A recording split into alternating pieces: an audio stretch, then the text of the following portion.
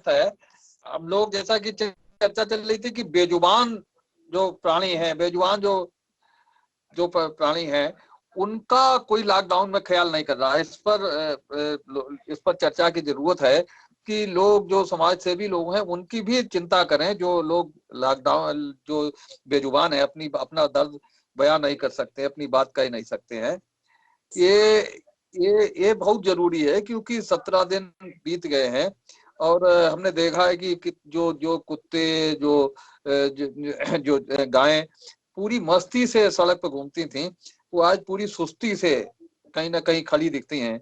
तो मोहित, क्या होना चाहिए ऐसे ऐसे जो बेजुबान लोग हैं, उनका दर्द कौन सुनेगा आखिर? हाँ, हेलो। इस दुख की घड़ी में इंसान तो संकट में है, जो बेजान जानवर भी संकट में है। इस तरफ प्रशासन ध्यान नहीं दे रहा है।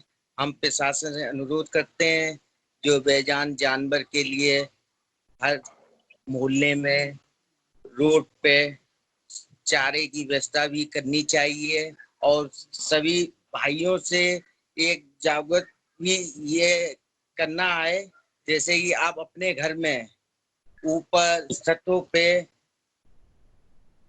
पानी किसी कटोरे में भर के और दाना है वो रख दें। और उसके साथ साथ सभी लोगों से एक विनम्र निवेदन ये भी करना चाहते हैं, जैसे कि आप जरूरतमंद चीज के लिए बाहर आते हैं और सोशल डिस्टेंसिंग का पालन करके आप अपने घर में कुछ खाना ऐसा बना के जानवरों को भी आप डालें, जिससे कि जो बेजान जानवर है उन पे उनका पेट भर सके।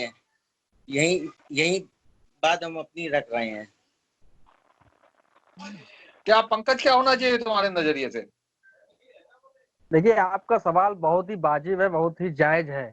और जहां तक मेरा मानना है, ये टॉपिक सत्ता पक्ष के लिए और विपक्ष के लिए से भी जोड़कर देखा जा सकता है, क्योंकि इस लॉकडाउन में जहां तक इस बात से भी परहेज करना मुश्किल है कि विपक्ष और सत्ता पक्ष या किसी भी पार्टी का नेता हो, वो लॉकडाउन के आड़ में कहीं ना कहीं अपनी नेता नगरी चमकाने में लगा हुआ है। साथ ही साथ नेता नगरी चमकाने में लगा हुआ है। और इस यहाँ तक कि बेजुबान जानवरों का तो कोई वोट होता नहीं है, तो वो सिर्फ इंसानों के ऊपर ही अपना फोकस बनाए हुए है कि ये मेरा वार्ड है या मेरी विधानसभा है या मेरी ये लोकसभा है।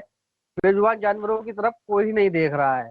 हाँ, कुछ एक दो लोग हैं समाज में जो अपने अपने घरों के ऊपर और घरों छत पर दाना, और घर के बाहर हमने देखा है, हमारे फतेहगढ़ में ही कचहरी रोड पर एक आवास के बाहर रखा जाता है।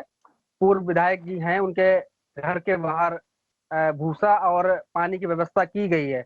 इस विषय पर हम लोग काफी चिंतित हैं और ये चिंता का विषय भी है, क्योंकि यह हमारी और ये समाज की जिम्मेदारी है कि इन बेजुबान जानवरों का भी कुछ खाने पीने का प्रबंध होना चाहिए, क्योंकि ये इस समय बहुत ही चिंतित हैं। जिस मौज मस्ती में ये लोग अपने घूमा फिरते थे, वो अब इस समय स्थिति नहीं देखी जा रही है, क्योंकि इनको पर्याप्त भोजन उपलब्ध नहीं हो पा रहा है, हरा चारा नहीं उपलब्ध हो पा रहा है, किसी प्रकार की कोई चीज उपलब्ध नहीं हो पा रही है, क्योंकि बाजार बंद रहते हैं अकस्मात। पहले क्या होता था कि बाजार जब चालू रहते तो किसी प्रकार से ये लोग दुकानदारों से लड़ झगड़ कर अपने हिस्से का भोजन प्राप्त कर लेते थे, चाहे उसके बदले इनको 2-4 लाठियां क्यों ना खानी पड़ जाए, लेकिन कर ले। लेकिन अब मजबूरी है, बाजार ही बंद है, तो कोई भी कुछ नहीं कर पा रहा है। इस पर प्रशासन को और हमारे जो जनप्रतिनिधि हैं उनको भी गंभीरता से लेना चाहिए। और इसको जो नगरपालिका का जो चारा व्यवस्था है, उस पर भी, जो गौशाला वगैरह में जो व्यवस्था है, उसको ऑन रोड पर करना चाहिए। गली के बाहर चौराहे पर भूसे और चारे की व्यवस्था करनी चाहिए, और इसी प्रकार से व्यवस्था कुछ होनी चाहिए। आप कुछ बता रहे थे? हाँ सर, मैं ये बताना चाह रहा हूँ कि सभी लोग अपने घर के सामने एक टब में पानी जरूर रखें, क्योंकि गर्मी का सीजन आ गया है, बेजुबान जानवर प्यासा घूम रहा है।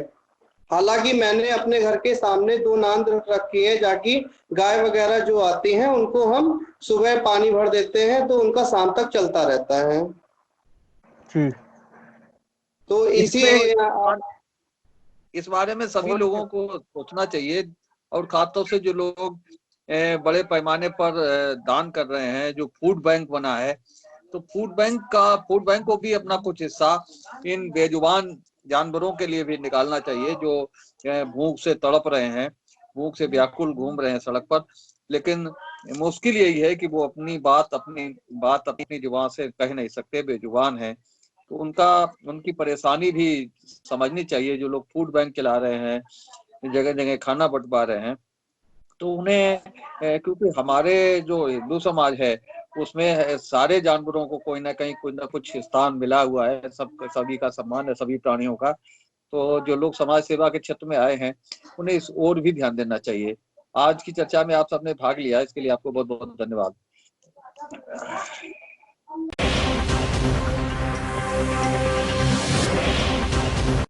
नमस्कार, मैं हूं अनिल वर्मा शेखर।